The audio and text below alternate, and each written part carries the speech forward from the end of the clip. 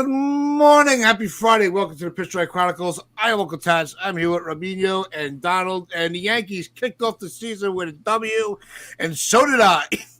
Yes, I you do did. not get a lot of. I do not predict a lot of things that happen. Right? We were reminded yesterday about my Volpe Henderson comparison, but fuck it, I got it right. Third pitch of the game. Yes, I will be bragging a lot about it for a while because I have made some crazy predictions, but I actually got one right, and I was ecstatic. Me and all my friends, we couldn't believe it actually happened. The first thing I did was I called Rob on the phone. I'm like, "Did you see that?" But what a win to kick off the season for the Yankees. And what would it? It was just a little bit of everything in one game. It was a great opening day. How did you guys feel about the? Obviously we feel very ecstatic that the season started off the way it did. But what was the biggest takeaway from the game? What stood out to kind of improve on any optimism that we have? Rodon. Rodon looked really good.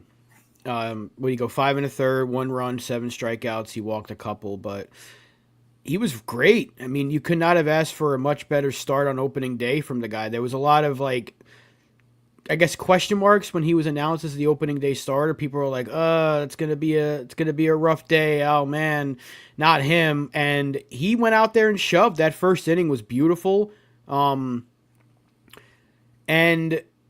the rest of the game was the bullpen did a really good job. Then Devin Williams channeled his inner Clay Holmes apparently and tried to give us all palpitations on day one, but he was able to fight out of the jam he put himself in, and we had a kind of a mix of everything. There was some blunders. There was that first base play that reminded us a lot of last year. There was some really good stuff from the bullpen. There was some good situational hitting. We got a sac fly. We were running the base as well.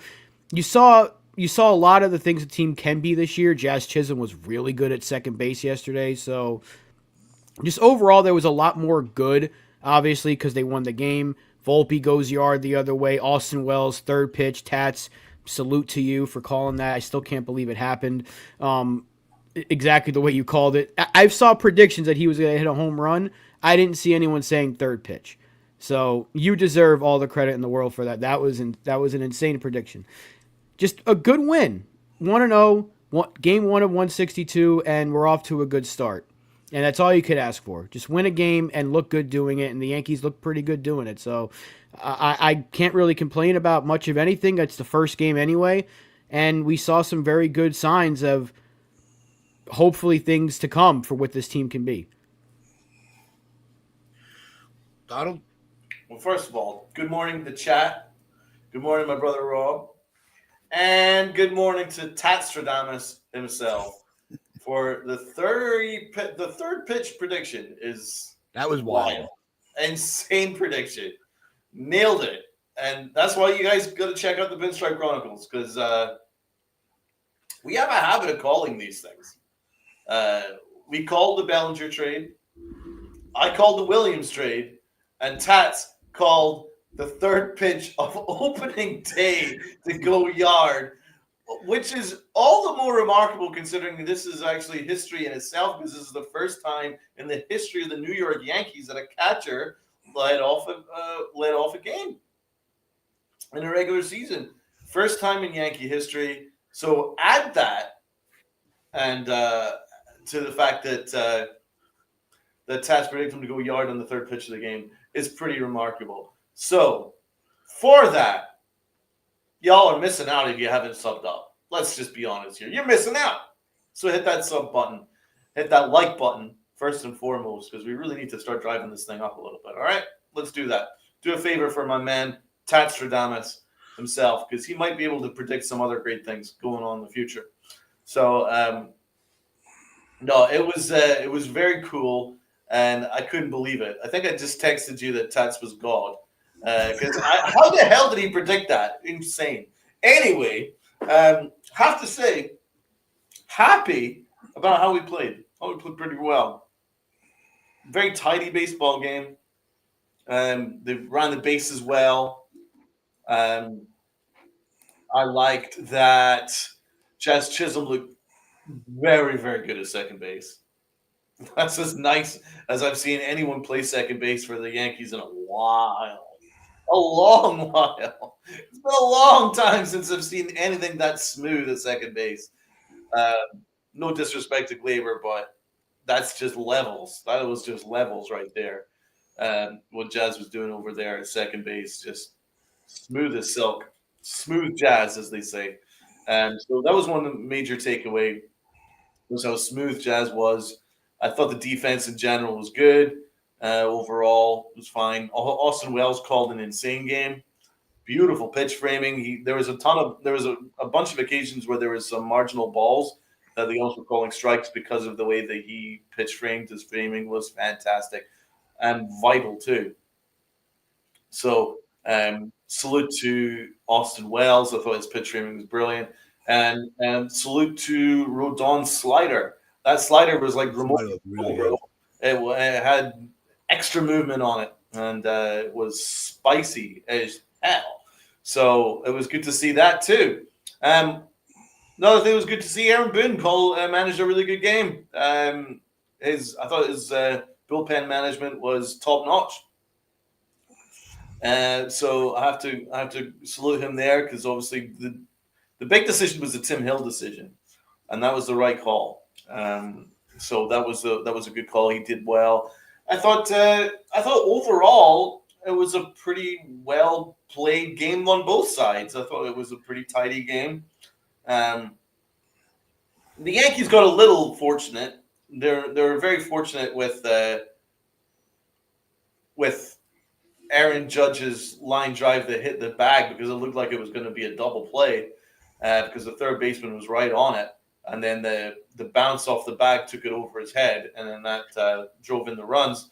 Otherwise, maybe it's a different story because it did look like that was going to be a double play ball. But we got a little lucky there. But you have to earn your luck. I thought we pitched pretty well, and Austin Wells was fantastic. And hey, Anthony Volpe took advantage of the short right field porch, so he did his job too. So good for him. I thought it was just a very well tidy game for the opening game of the season. That's pretty good going. Pretty nice job. Yeah, I think even though, it really was a game where there's not much to nitpick on the negative side. I mean, the ninth inning got a little nerve-wracking, but what would a Yankees opening day be without it at this point? Ken put a comment in here earlier I'm going to bring up here. He wants to hear Donald's thoughts about Cardiac Williams' performance. It's not a Yankee closer, but had a heart attack at the end of the game. Look, I think, opening day jitters, new state, new team, new ballpark, for a home field for them. I doubt we would see that again, where it's really that stressful of an inning with that many pitches thrown. But yeah, Donald, Ken wants to hear your thoughts on it. Pay attention because there are rumors that he can tip his pitches. There's conversations that he tips his pitches. So just keep an eye out on that. I think that's one of the issues where that caused him to give up the walk-off to Pete Alonso was that he at times can tip his pitches. So we're going to keep that in the back of our minds. I don't think it's going to be a prevalent issue. Mm-hmm. I don't think yesterday is going to be a big deal either. First of all, let's not forget, the Brewers know Williams better than anybody else. He's been a Brewer since forever. He's like their eighth. I think he's eighth in their all-time save list. So he's been in the Brewers for a while. They know him inside out. They know how his changeup goes. They know what pitches to sit on, and they sat on it. Good for them. I think it's mostly to do with the fact of familiarity. I think they were very familiar with Williams, obviously, because he's been in the organization since forever. So they were undeterred, and we got lucky. We got very, very lucky. And we'll take it. I don't think it's going to be a big deal. I think he'll be fine. The fact that he managed to get out of that situation says Yes. a lot. He threw a lot of pitches, man. He threw like 35, 37 pitches. And to still not give up a home run ball or to still not leave a pitch over the middle of the plate is a pretty good sign. So he was a little overworked. I think it's just something to do with the fact that the Brewers know him inside out. I don't think that's going to be an issue moving forward. But it's worth paying attention to because there are rumors that he tips his pitches. And maybe the fact that he is really just a change-up guy. Maybe teams are going to start sitting on that fastball. But at the moment, I think it was just the case that it was the Brewers knowing him inside out until we see more of it. I'm not concerned in the least. He got the save, and that's all that matters. As long as he continues to get the saves and gets the W's, then he'll be fine. He got the job done at the end of the day. That's all we're asking him to do because that's what Clay Holmes couldn't do. That same scenario, Clay Holmes gives up a 3-run home run in the Yankees. So I think it's important that he was able to get the outs the way he did against the guys he did because he got Yelich and Chiriot, or not Chiriot then Yelich. The Yankees handled Chiriot like perfectly yesterday. I think they struck him out every single time.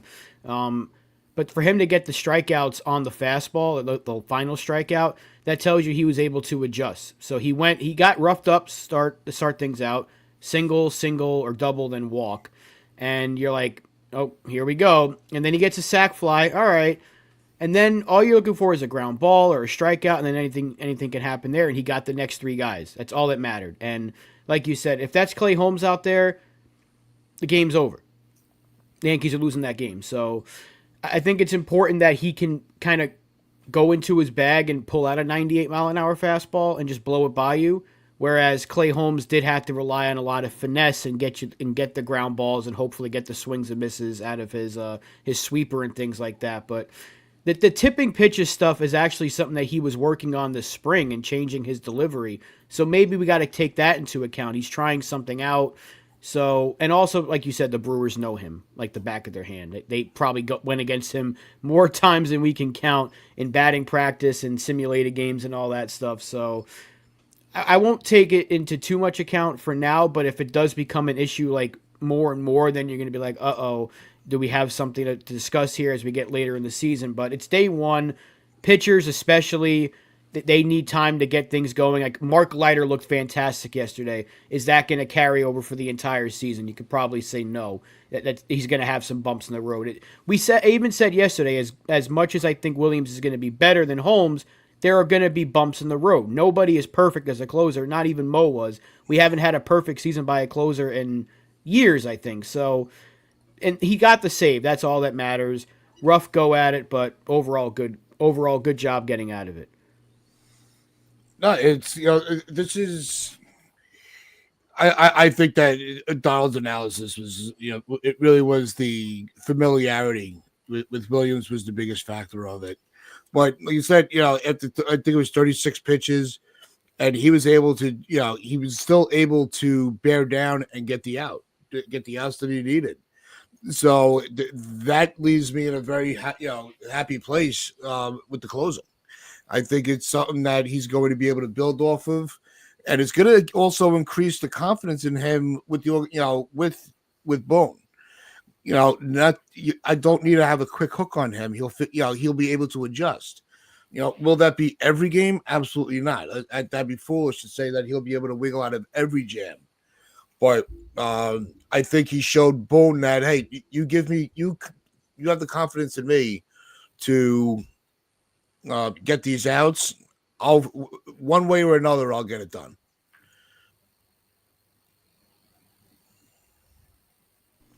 That's what we need from a closer, and that's what we need from the manager. And I think that's going to help Boone, like you said. Like, just how many times last year did we see, like, whether it was Holmes or eventually when they switched to Weaver, but like the fact that like it was like 2 batters in, you're like, you got to take him out because he's not going to get out of this.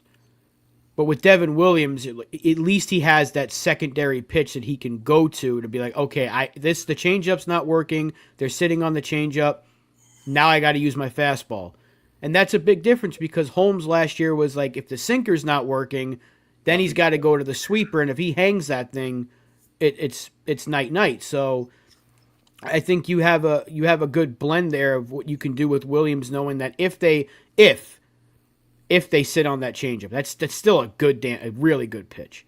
So eventually that thing's gonna be moving around. They call it the airbender for a reason. He'll be fine. It's game one. It's game one. It doesn't mean anything. It means something obviously, but it's not going to tell you the entire story. It was just very important that he got out of it as quickly as he did after it looked like it was unraveling. Ken says former Yankee pitchers Holmes and King got hammered yesterday. Hate to see it. Told you so about Clay Holmes.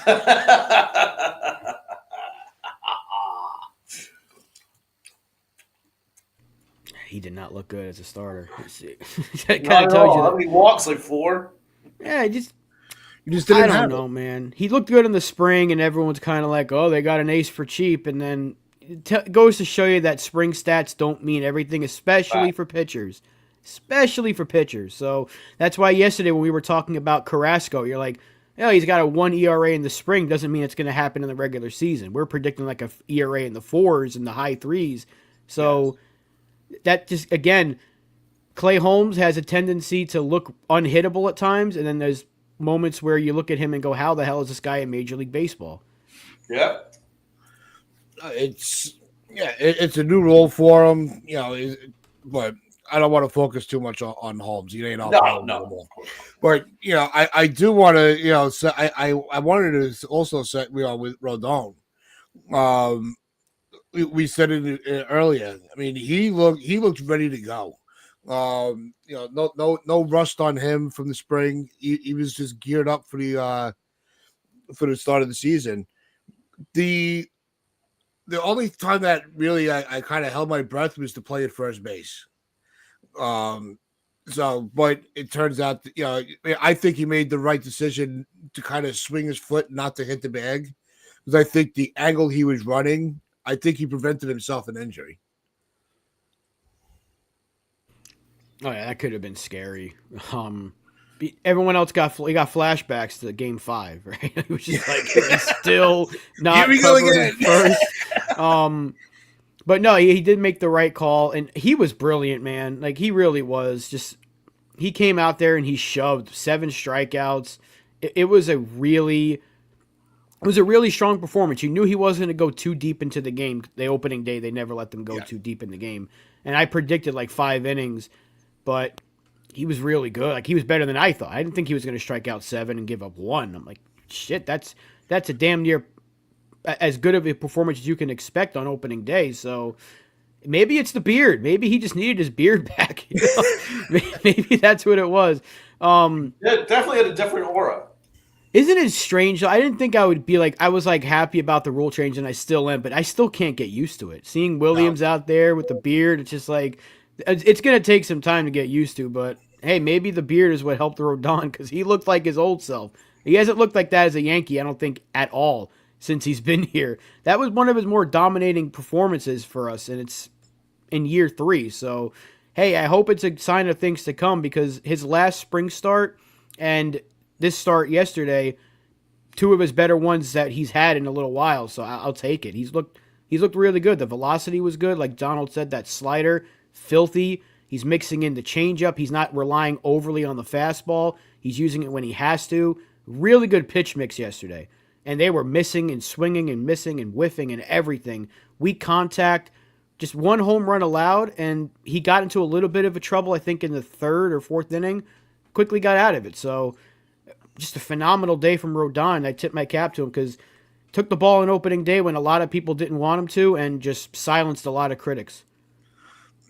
Yeah, he pretty much had his don't doubt me moment yesterday. But I think that was one of his better starts. It reminded me of that game reminded me of when he was with San Francisco, when he was just really in complete control of everything, but that slider was absolutely nasty. And he was able to, you didn't have to rely on it. He used it as kind of like an accent pitch, just to kind of, all right, I'm done with this guy. Let's just move on. So the 7 Ks, that was just, I haven't seen him pitch that well in a Yankee uniform, even in the short innings. We got a comment here from a few comments actually. First, I want to get to this one from Lynn. What do you think about Grisham's hat trick? Because that's going to lead into the next comment that I'm going to bring up. You see him? He used his hat to stop that double from getting past him yesterday. That was pretty freaking impressive. Yeah. Whatever it takes. Yeah. Whatever it takes. Whatever it takes. And that leads into what Ken's bringing up about Boone pulling Dominguez for Grisham. I think that might be what you see a lot of until they can feel like Dominguez is reliable in left field. He didn't make any mistakes yesterday. He didn't really have too many opportunities to, but Grisham is a gold glover. So if you want to make sure that you have the best defense you possibly can late in the game, you can do a lot worse than putting Trent Grisham in there in center field. And yesterday was kind of proof of that, because who else would have the idea to use their hat to stop the ball to get by? So it ended up being a really good move that Boone made that decision, because does Bellinger do that? I don't know if Bellinger gets to that ball, or does he use his hat to stop it? I don't know if that's a gold glove move or not, but it was a pretty heads-up play by Trent Grisham. So I think that the decision to make the defensive switch ended up saving the game, essentially. Yep. No, hey, I think it was the defensive move. I think it's something we're going to see more. I mean, players. I thought so too, but off. they didn't say nothing was made. They didn't mention anything of it. And so, I actually, like I've never seen it rule. before. That's like, I don't even know if that is in the real violation books.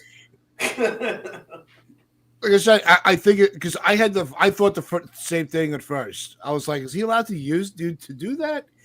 And then I'm like, oh, no, there was no challenge, no stop of the game to double check. So I guess he was allowed to do it. But I think the defensive move, yeah, I think that's something is going to be quite common this season. Unless, Dominguez is just really having a good day at the bat, get good game at the plate, and they know that he's going to come up in a later inning. Maybe you give up. You don't make the defensive substitution just to have the offense. I think it's going to be absolutely situational. Yeah, it might be depending on who the pitcher is and stuff like that. I think they make it in the 7th inning, or was it the 8th? Because I think it was when Leiter came in. So that might have been the. I'm not. If anyone can remind me, it was the 7th. I think it was when Leiter came in. So it was pretty interesting that they waited till then. So maybe they want to make sure, like, hey, if we're up and it looks like he won't get another at bat, then we can make the defensive switch so we don't lose his offense. But until he can play a sound left field, you're going to see a lot of this. However, you kind of need him to get as many reps as possible in left field if you want him to play a sound left field. So it's kind of a double-edged sword there, but at the same time, you got to use Grisham to his strength, and his strength is his defense. Plus, he got a hit in his first at-bat. So, I mean, I can't really complain about the decision, because he came out and got a hit and played really good defense. So he's a good fourth outfielder to have, and you got to use him to your advantage. And you got to hit against the lefties, so maybe that should kind of click in their minds that this guy can hit left-handed pitching, and they should use that.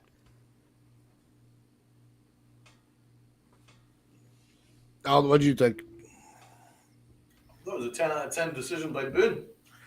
Always go with your best defensive alignment in close games. So I thought that was the right call. Absolutely. And I'll tell you what, I thought Rodon showed a lot of moxie on the mound.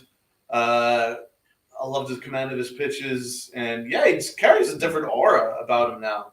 That beard definitely helped. That beard had a little bit more of an aura about him.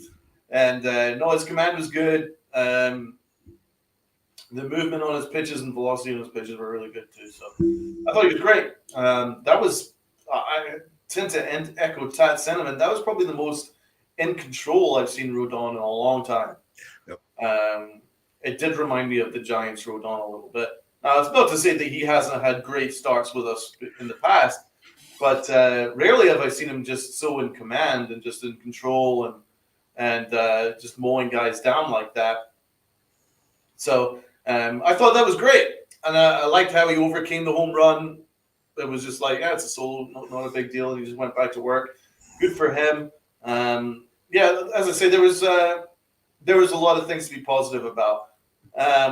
Got Nosebleed giving us the update on MLB Rule 5.06.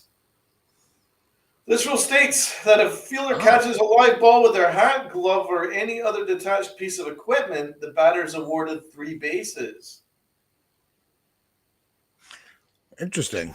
Is it because the ball landed first? Because he didn't catch it, he stopped it with his hat. Right. That might be the difference. It's not like the ball was in the air. He took his hat off and went like Willie Mays Hayes style. He didn't do that, or he stopped it as it was bouncing off the wall. So I think that's why he was able to that's why they were able to avoid that rule. Because had it been a fly ball and he's like, oh, I can't get it, and then he reaches out with his hat, it's because the ball landed and then I don't know. Maybe that's what it was because it was in play. It was still a live ball, but he didn't technically catch it. He stopped it with his glove. Yeah, I guess it falls into the same thing. Like, what was it, El Duque, that the ball got jammed in his glove and he had to throw the whole glove to first base? Yeah. Well, that was great. Yeah, and that's been done a few times, actually. Yeah. So I think you're right. I think you're right, Rob. I think because it was, it had already landed. That was the difference. What we brought up Leiter, and I want to give Leiter a shout out because he actually did very well as a bridge between the starter and the back end of the bullpen. For somebody who was very questionable about what how he was going to take the end of the last season because he did have a good postseason, and how it was going to transfer to the regular season. Leiter looked pretty good yesterday. So I wanted to, give him a little credit. Absolutely. If we can get that from him more times than not, because we do have him for 2 more years under contract, I think that playoff run really helped him. And because he was a solid pitcher for Chicago, he was terrible for us, and then he was good in the playoffs. If he can be that kind of guy, a strikeout pitcher, reliable in the 7th inning, like I said yesterday, that shortens the game. You just got to figure out the first 6 innings. And then you saw what Tim Hill did yesterday in a pinch. Phenomenal job by him. Then it's figuring out the first 5 innings. So I feel like with the way the bullpen's situated, if you have Leiter, Weaver, Williams, that's a damn good 7, 8, 9 if things work out. Now, this is, again, 1 game, so it can't be, wow, he was so good, that's going to be the case all season. But you hope that is the case. It's like Lou brings up. The Cubs used him a lot. Really overused. The Cubs have a tendency of doing that. They did it with Chapman in 2016, and the Yankees re-signed him the next year. But now, if he's used less, and the fact that we have multiple guys that can go in the 7th inning, that could help him. We saw that in October. He took a little time off. They brought him back in the playoffs, and he was nails. Helped really clinch that Cleveland series. So maybe that's the case with him. Use him less. Use him when they need him. Get some big strikeouts. Be basically a 7th inning guy, and don't try to use him for multiple innings because that's not really his role, and I think that's where he can excel. They brought him in for a reason. They kept him for a reason. So far, so good. He had a good spring as well. We can't forget that. He looked really good in the spring. So maybe lose on to something, but certainly a good sign because the bullpen, everybody but Williams was kind of perfect yesterday, and Williams was able to finish off very strong. So really good job by the bullpen overall. Well, that's the strength of this team. Our bullpen's fantastic. Despite the hits to our rotation, I think our bullpens were really, really good. You go through our arms in the bullpen, and you're like, there's not really a weakness here. So we've even strengthened the left side. So, I mean, there's really not really a weakness to our bullpen. So our bullpen's going to win us a lot of games this year. I'm pretty confident of that. I want to give a shout out to Spencer, who is going to be part of a new show. He was there on opening day. Hello, fellow Yankee fans and followers of the Pinstripe Chronicles. Today is a day of recovery from opening day and wearing out a smiling face emoji. He says there were so many great moments in yesterday's game, pre-game and during the game. And he also said Rodon was great. Goes without saying, can't believe I was in the stadium when a little history was made. with the leadoff home run by Austin Wells. So shout out to you, Spencer. Really happy that you made it to opening day, man. That's a really great thing, and I'm glad that they delivered for you, and I hope you're doing well. Yep. So just make sure you are subscribed because Spencer will be joining Lynn and Sierra on their new show coming this Monday night, 8 p.m. About the history of baseball, a history of the Yankees. So make sure you do tune in for their debut on that. We would appreciate it. But the other thing I think is that was appreciated because we really did. It's what we expected. And I want to circle back with the defense because this is the effect of having players in their proper position and bringing in players that are really going to be able to field their position because the defense was tight yesterday. And that was also a very big factor of the game. Jazz, obviously, we talked about the play with Grisham, that the heads up, to not let it get too out of control. And Volpe had some pretty good plays at short. So I have to say that the defense that we saw yesterday, if we can get that on a day in and day out basis where it's just tightened up, they might actually win more than what our predictions were yesterday. I think that's a big part of why I wasn't too, even after the Cole injury, but that defense should save a lot of stuff, a lot of things. We saw it save the game yesterday, but I think it was the second or third inning where they turned a double play, and Volpe's just that quick flip to Jazz, and then Jazz just throws an absolute bullet. I mean, his arm strength needs to be studied. That dude can zip it. But that was a perfect double play. Like, that's exactly what you draw up when you say we want a 6-4-3. That's exactly what you want to see right there. Volpe, clean field, clean flip, Jazz, bullet, and Goldschmidt's like, I got you, and there's 2 outs. And that's exactly what you want to see. And we didn't see a lot of that last year. So that's a big, big, big factor here. And we can't forget Cabrera plays a good third base as well. So, and if they put Peraza out there, he plays a good third base. The defense should be very, very good this year. And yesterday was a good start to it. Overall, I mean, there was really nothing that you can complain about. I know that first base play was kind of iffy. Was the flip too late to Rodon? And the fact that he almost looked like he did wipe out was scary. But other than that, just a brilliant performance by the defense. And again, just bringing up Jazz and Volpe, I think this is going to be probably the most fun we've had watching a second base shortstop duo since like Cano and Jeter. Like that's how good those two can be defensively. I won't compare them to their bats, but defensively, those two can get the job done. That says a lot that we had to go that far back. Yeah, because like before that, we had Didi at short and Castro. Starlin Castro and Didi made a good combination. Yeah, they were fun. They were good. But after that, it was like bits and pieces of Torres and Didi, and then Torres was playing short, and I forget who they put at second at that point. Was it Neil Walker? They had different players playing second base, so DJ was playing second, of course, but the shortstop play wasn't good, so it's been a while since we've had a good combination of second and short at the same time. It's been a while since we've had a really good defensive second baseman. Yeah. That's what it is. I think, and that was one of the things we brought up yesterday with the X factors for the season. Is everybody playing where they're supposed to be playing? That they did take the time in the offseason to tighten up the defense, especially, with the pitching staff. I mean, that's the fun of being 1-0 is you get to maybe over exaggerate how good everything was because you haven't lost yet. It hasn't cost you a game. Same thing with Williams. If it doesn't work in his favor yesterday, the attitude is completely different. What's going on, old Sarge? It was a great show, fellas. Great first game. I'm sure Williams was get his poop in the group shortly. I despise Wells leadoff and Judge second. Both will have 50 or less RBIs.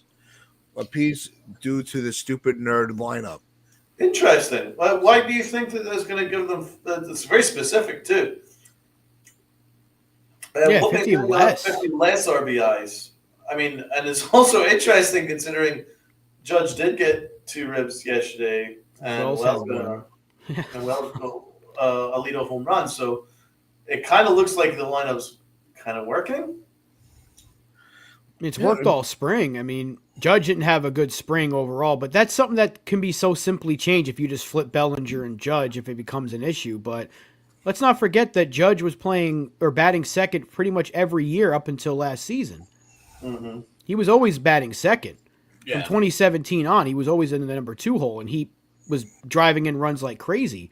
Last year, he was batting third because he had a generational player ahead of him. It made it easier for him to knock in 140 RBIs. If he has 50 less, even in the second spot, I don't think Judge is going to miss 100 ribbies because Wells is a guy that can get on base as well. I think, again, we only have the early returns of spring and game 1, and so far, it looks like Boone's made the right decision by going Wells Judge. But it's 1 of 162. That can change very quickly. But I think it's a simple flip of the lineup. If you want to put Bellinger 2 and Judge 3, that could be what works because it worked last year by having the lefty in front of Judge. No, I mean, I'm often pretty critical of the way that we put together lineups and stuff like that, but I've felt for weeks now that Austin Wells was the leadoff hitter. Yep. I like him at leadoff. I think he profiles best there. The reasons why is because he works the count. He's happy to get on base. He hits with power from the left side. All those things are a really nice compliment to Aaron Judge. So it kind of works. He's a good base runner. He's not a bad base runner. He's considering he's a catcher. He's pretty mobile. So the thing that profiles best as a leadoff hitter is the fact that he works deep counts. He works deep counts, and his on base numbers are pretty good, and it will get better. And the dude bat like 500 in spring from the leadoff spot. So I think it was the right call. I'm not quite sure where else you would put him, quite honestly. Like, you could put him in the middle of the lineup, but we kind of got our guys set in the middle of the lineup. You've got Jazz there, got Goldschmidt there, you got Dominguez in the 6th hole. Where would you put Wells? You know what I'm saying? So I think Wells is useful there.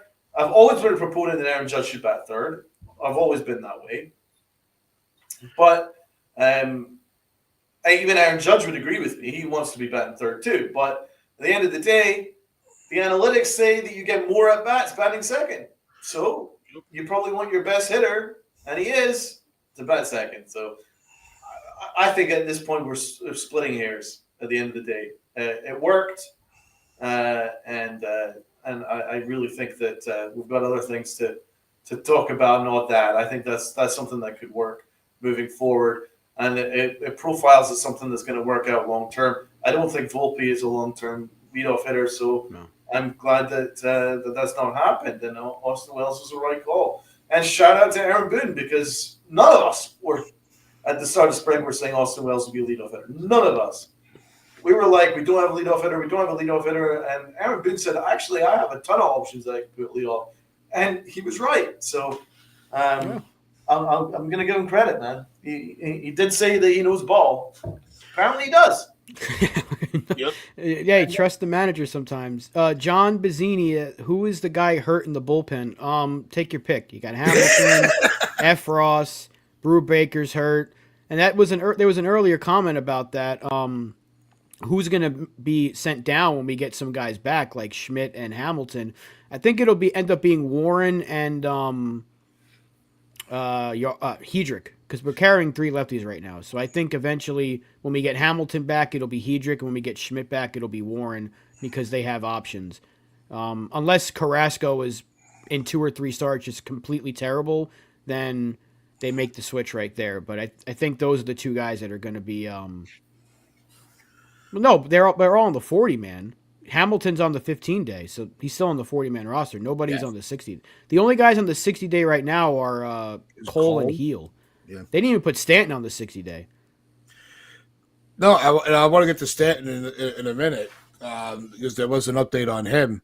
But want to just do a quick shout out, Andrew Dang. Welcome to the chat. He is agreeing with Ken And Ken's comment is in the Yankees configuration, runners ahead of Judge are not generally allowed to run. Wells is as good as anyone to lead off. That was the biggest problem. That's where it all went wrong, putting Volpe in the leadoff last year. He would get on base, but they wouldn't allow him to run. Well, And yeah, he wouldn't get on base that much. He was only on base like 29% of the time. But yeah, I get your point. Yeah, and if they're not going to let him use his legs, you're taking away a big part of his game. True. So but I have no issues with the flow. I thought the lineup actually flowed very well yesterday. Seemed very fluid. It didn't seem like there was really, too many missed opportunities. As for it didn't seem like it was collapsing. I like Andrew Tang's name. Vietnamese American, born in Arizona. Incredibly specific. I like that. But the news on it was reported yesterday that Stanton is starting to swing the bat. So he could finally hold up an item. So we'll see where it goes from there. But if he's able to swing the bat already, I don't know the intensity of the swing. If it was a full swing or just kind of like a half swing, it's still something to kind of maybe he won't be out as long as we think. I think you just got to take it day by day because Boone said there's still no timetable. Let's not forget he didn't swing a bat for like 2-3 months at this point, and he couldn't, like Donald kept bringing up, he couldn't pick up everyday items for a while. So the fact that he can swing a bat now, you're happy about it. But like FJ, I'm still skeptical. I don't know when. I'm still thinking if we do see him at all this year, it's going to be like middle of the season. Because you got to remember, you're going from 2 severely injured elbows.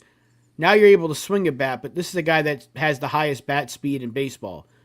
If he's going to be effective, he needs to get back to a point where he can swing the bat like that and not be hurt doing it. Because if he's swinging the bat at half speed or even 75%, he's not going to be Giancarlo Stanton that we know and love. We need him to be able to be 100% at his bat speed. I would say, yeah, July is a pretty good estimation, Doran. If we do see him at all, if he has the slightest bit of like a tweak to his elbow because he's swinging, he's going to have to get surgery. So you got to take this day by day. It's good news though, because just the other day I was thinking, oh, he's done for the season. So maybe now we'll see him a little bit sooner than September, like they were originally saying. But we need to make sure that he's swinging the bat and not hurting himself while doing it, because that helps nobody. It doesn't help him, and it doesn't help the Yankees. So take it day by day. Make sure he's all right. Hey, even his replacement, again, just one game, but Ben Rice smoked a double off the wall yesterday as well. I thought it was gone. I thought it was gone too. My dad texted me Rice, baby, and I was like, did he hit a homer? Because I walked away for like 2 seconds and it was a double. But hey, hopefully we can get that production from him from the left side. It would be huge. But we got to take it day by day with Stanton because he's no use to us at 75% of his power. Yeah, let's talk a little bit about Rice. He definitely looks different. He's bulked up and really nice swings, man. He looks like he's going to be something. He does. I feel even more confident about my prediction that he's going to have a good year. He was that close to hitting a home run. He absolutely smoked it. And, yeah, he kind of looks like a bit of a beast and a bit of a surprise. I wasn't quite expecting him to look this good. So what about Rice, guys? I think Rice is. I think he went into the DH role very well. It doesn't seem like there was any resentment that he didn't have a position to play. Almost like Cabrera's attitude. Just tell me what position you want me to play. Tell me where I'm in the lineup, and let's just play a game. He's got a very positive attitude, and his swing looks so smooth. Like I said yesterday, he just looks like it's more natural for him. Mm-hmm. He's not trying to prove anything. Mm-hmm. And as many people like Mets fans, they want that's a little league ballpark. It's a home run in 1 out of 30 stadiums. Well, it's a home run. Like Austin Wells' home run was a home run, and Ben Rice's swing is perfect for the Bronx. Yeah. So that's why I think it's going to work out there. I think Zips is very high on him projection wise. I think they had him like 20 plus bombs actually, which would be great. I want to see him get some at bats against lefties this year just to see if he can actually hit them because he was terrible last year against left-handed pitching. If he can hit lefties, that would be great. But I'm interested to see what they do tomorrow when we play Nestor because who do they DH? Do they put Grisham in the lineup and DH Judge? What do they do there? Or do they say, Wells swung the bat well, let's give him another, or not Wells, Rice swung the bat well, let's put him in the lineup again against the lefty and see what he can do. But it was a really nice swing, really nice double. He had a great spring, highest bat speed in baseball, I think, for all of spring training, or at least tied for the top spot. Yeah, and they put on the muscle. So just that helps, especially when you can pull the ball at Yankee Stadium. It's almost as if every other team can do the same thing when they play at Yankee Stadium, right? Like, what do they push the walls back when the other team's up and then pull them over when we're hitting? If the Orioles can change their wall every 2 years, nobody should be complaining about the short porch in Yankee Stadium. It's 2025. They've had the same dimensions for a century. Let's stop complaining about it. Absolutely. Oh, my God. They didn't talk like this in the old stadium. No. Let's move on. It's honestly, move on. I mean, would have been the green monstrosity in Boston. Complain about that. I mean, that's as dumb as whatever it's called, the pesky pole. Right. Move on. The cool thing about baseball is every stadium has different dimensions, and if you can take advantage of those dimensions, great. And those dimensions are still exist for the opposition. And believe me, we've been hurt by other teams taking advantage of our dimensions. So it's not just one way, So it's so stupid. It's so stupid, and I'm kind of sick of the metric of this home run would only be a home run in 3 ballparks and blah blah. Who cares? It counts. It's a home run. It counts. It counts. In a game of failure, where 7 times out of 10 you're going to be out and you're a fucking Hall of Famer, then just be happy. You can hit home runs. Like, what the fuck? Right? If there was any other team with those dimensions and they were hitting home runs like that, they'd be like, well, it doesn't matter. It counts. And the announcers, like even Girardi was talking about it. Like, that might not be a home run. You played here, Joe. Like, you should know. You played in the old stadium. You were managing at the new stadium. You benefited from it because you won a ring as a player and a manager from that porch. Yep. So enough of this complaining. What are we doing here? It's a major league ballpark, and they're taking advantage of the dimensions. Yeah, was Volpe's homer carried by the wind? Sure. But you know what? It went over the wall. It's not like the angel in the outfield took it into the wall himself. The wind took it. What are you going to do? Blame Volpe? It's like, that shouldn't count, Volpe. The wind took it, but it went over the wall. Like, what do you want him to do about it? Enough of this complaining. Just for the sake. And they do it every national broadcast. No matter what network it is, if it's a nationally broadcast game at Yankee Stadium and somebody porches one, they go, we'll have to see if that was a home run in Minnesota. Who cares? It was a home run in New York. The game's being played in New York. Move on. We should move on. I'm getting sick of hearing it, but it was day one, and we're already hearing about the dimensions of Yankee Stadium. It's annoying. And that's what we repeat it all the time. It's probably one of the most annoying arguments to have with a Yankee fan, because like we said, you said it early, even again today. What's stopping the other team from utilizing the same dimensions? And what are you supposed? Shut the wind down, because the Yankees are up. It's so stupid. It's such a stupid argument. Move the fence in and out depending on who's batting. Yeah. And the Mets had to change the City Field dimensions when they first built it. A couple of times they've changed it. So you know what? You can keep changing your dimensions all you want. The Yankees have had the same ones for years, and yet it seems to be the only one that gets complained about. It's pretty damn annoying. I do agree with Egyptian Magician. It was nice hearing Joe Buck do baseball, old school vibes. Yeah, I missed hearing Joe Buck's voice. I like him, man. When I was younger, I complained, but when you get older and you appreciate good announcing, he's one of the GOATs, man. So I'm glad to see him doing that. Andrew said that he didn't like Joe Girardi in the booth. I actually disagree. I thought Joe Girardi was really good in the booth. I thought the three of them had a really good rapport, and probably better than what we're going to get in the Yes booth. So, synchronize your radios, people.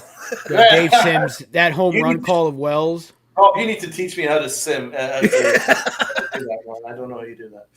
Oh, it's easy. You just got to put the radio feed on your phone, and then the game's on your television. Just pause the TV until you catch up with the game, because the radio is usually behind, or is it the TV that's behind? I don't know. I'm able to find a way to pause both and sync it up.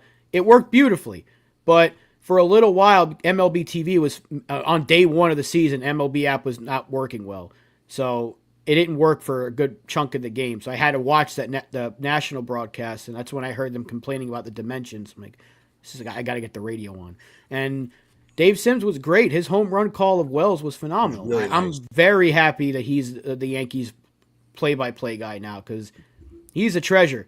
That guy's got energy, man. I love it. Because poor John Sterling needed to retire. He needed his time off because he was a tired old man, and he deserves his retirement. But Dave Sims brings some energy, man, and I think people are going to really enjoy listening to him, especially over that fool K. Yeah, we were talking. Do you have a home run call yet, or it's not like a Sia or a Giancarlo? No, Joe Buck did the Sia yesterday. I'm going to have to listen to his Wells call again. I don't think he said anything too specific. Maybe out of actually brought back a Sia. Yeah. I think it was probably a nod to Michael K. But I have to ask Tats, how did you celebrate opening day? Because opening day is a big thing for you, man. Like you take day off work, so where did you go? And how did you celebrate your massive prediction? No, it was with a nice cold beers when I did to celebrate that prediction. No, I was at the bar by my house, Prime Burger and Bar. We ended up having the whole back room to ourselves. So it was pretty cool. It was a nice little private event. All the TVs were on. We actually were able to put both TVs on the Yankee game. We didn't have to share it with anybody. But the prediction, like the whole table, we were all jumping up and down. But I do enjoy taking. I always make it a big deal on opening day. It should be. To me, it's a national holiday. Beautiful. Oh, that's very cool, Egyptian. Kay had Buck on his show, and he said he was going to do a Sia. That's very, very cool. I love that. Yeah, Dave Sims' call is "Hey now." That's what he does for a home run. He gives a big "Hey now" at the end. That's what it was. Okay. He's got energy. I like him. I really do. I'm very happy he's the radio announcer, because now for once I can actually put on WFAN and not want to gouge my freaking ears off. No, I had said yesterday when we were talking after the show that it's. Dave Sims is awesome on the mic. It's weird not hearing John, but I think the transition from John to Dave there was nobody else to really put in there. No disrespect to the guys that were filling in last year, Shackle and those guys, but Dave Sims with Susan was that because they do go way back, like John and Susan did. So you have that familiarity. It's a great broadcast. Yes, for sure. Big shout out to Mr. Barros, Joe Mush, my man. Salute to you, brother. Wells did look good yesterday at leadoff. Yep. I mean, hey, 2-0. First of all, he works the first two pitches, doesn't swing out of his shoes, and then takes one over the wall. So, I mean, what more do you want out of a leadoff hitter? The Yankees like having guys that can go yard at the leadoff spot. They don't like the old school way of like the speed contact guy, because we don't really have that. That should be Anthony Volpe, but he's not that player. So Austin Wells is kind of the perfect choice, because there really weren't too many options. Wells seems to fit that profile well. There's a pun. and he did a great job all spring. And yesterday, I mean, how can you complain about a leadoff home run, first at bat of the season, and he takes one over the wall? I get what you're saying, old Sarge. Like, you may not like the decision, but, like, I mean, how can you complain that his first game cranks one over the wall? Like, what better start can you ask for on opening day? Rodon gets a 1-2-3, strikes out the first batter he goes against on 3 pitches, and then the first batter we have, home run. It's like picture perfect start to opening day right there. Yeah, it really was picture perfect. And that's all it is. But today, I know they do it this way for teams that play outside, but it kind of sucks that they don't have a game today. Yeah, I agree. Yeah, it makes no sense. The game 1, the day off, then they play 2, then they have a day off, and they play 3, and then they're playing a bunch of games in a row. Yeah, Play the first 3 games, and then give them a day. Right. Yeah. What are we doing here? Why the day off after one day? I'm happy that minor league baseball starts tonight. I think every Yankee affiliate's playing, so we get to see Spencer Jones, Lombard is in single A, Jones in double A. So a lot of these exciting Yankees prospects are going to be getting their first cracks at it tonight. So that's exciting, but it doesn't make sense why they play 1, then they get a day off. That's weird to me. Yeah, Lynn, if normally I would agree with you.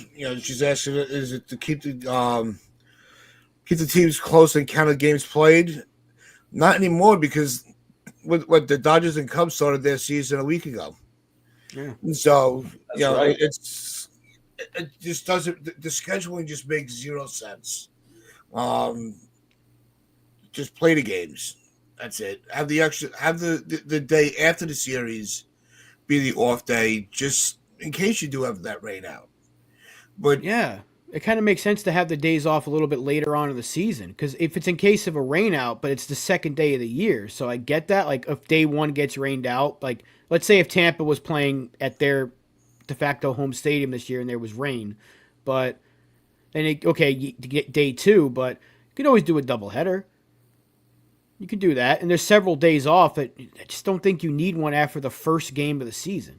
I just feel like that's unnecessary. I'm just curious to see if he rolls out the same lineup tomorrow. I would So assume. looking around the league, man, I want to give a shout out to Luis Severino. Pitched a shutout over 6 innings. Unfortunately, the A's have no offense, so they still lost. But he was great. So happy to see Luis Severino balling out there, and maybe he hopefully gets himself a trade to a decent team mid-season, because I feel bad for him over there, man. He deserves he better. chose that place. It's not like he was sent there. That's true. What am I saying? Yeah. Jeez.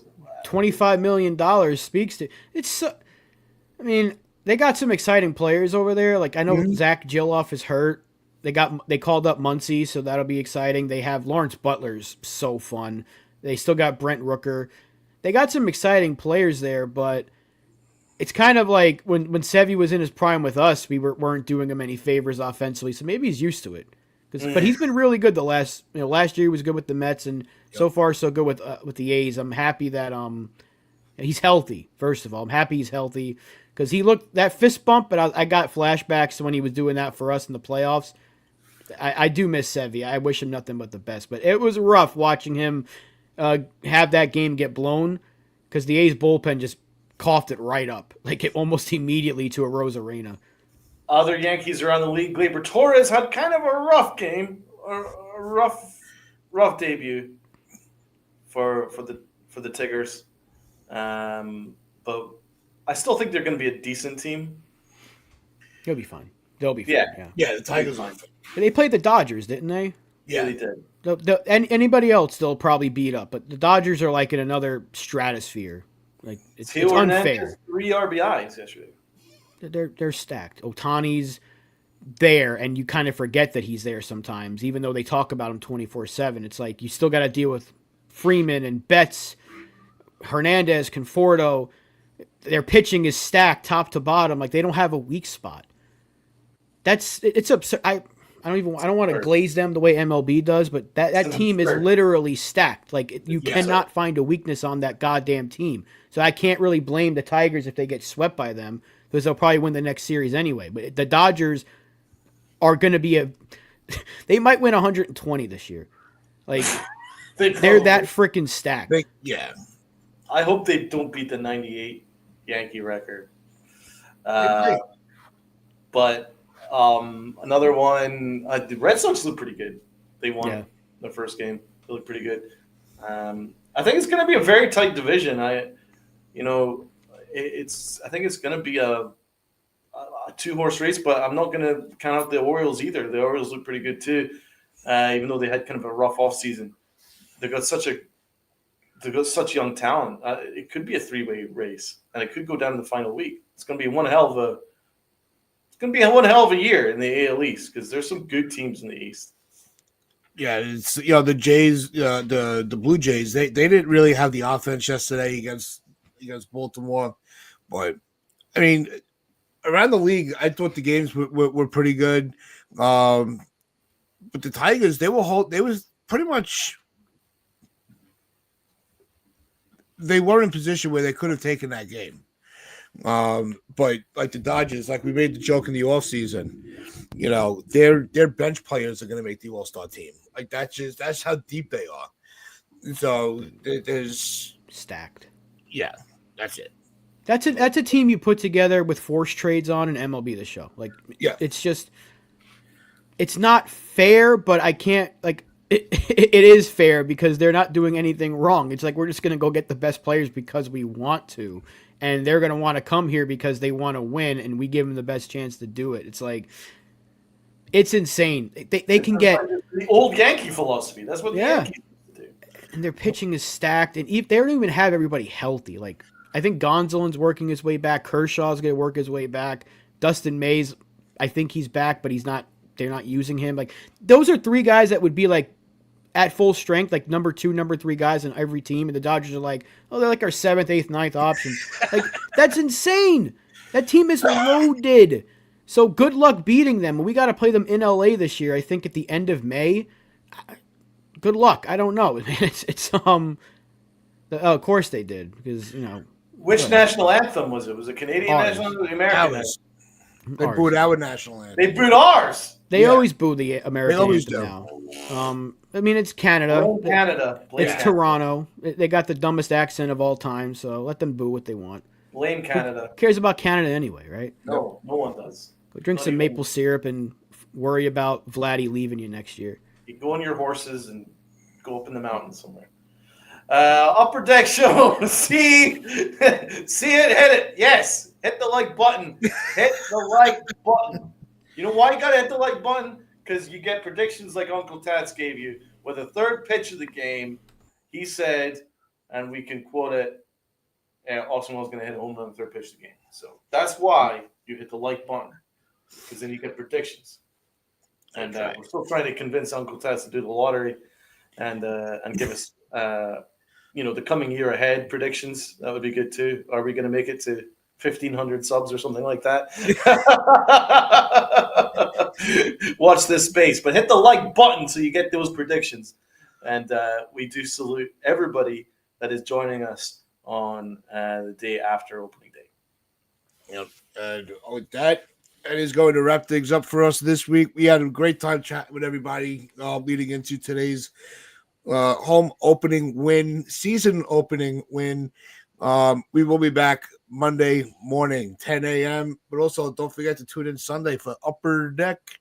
And Donald, is there a Yankified this weekend? I think we could dust off a Yankified. If everybody wants a Yankified, I can deliver a Yankified. And remember, Monday will be our very debut of the season awards. There we go. The awards are coming back. At the end of every series, we're going to do an awards and get you all covered on those as well. So look forward to doing a show on Monday. Yep. So with that, Make sure you hit that like button, hit that sub button, share this out, your friends, your family, the strangers on the corner. I am Uncle Taz. I've been here with Rob, Donald, and you awesome people on Pinstripe Chronicles. So just remember to wear those pinstripes of pride and play hard. See ya.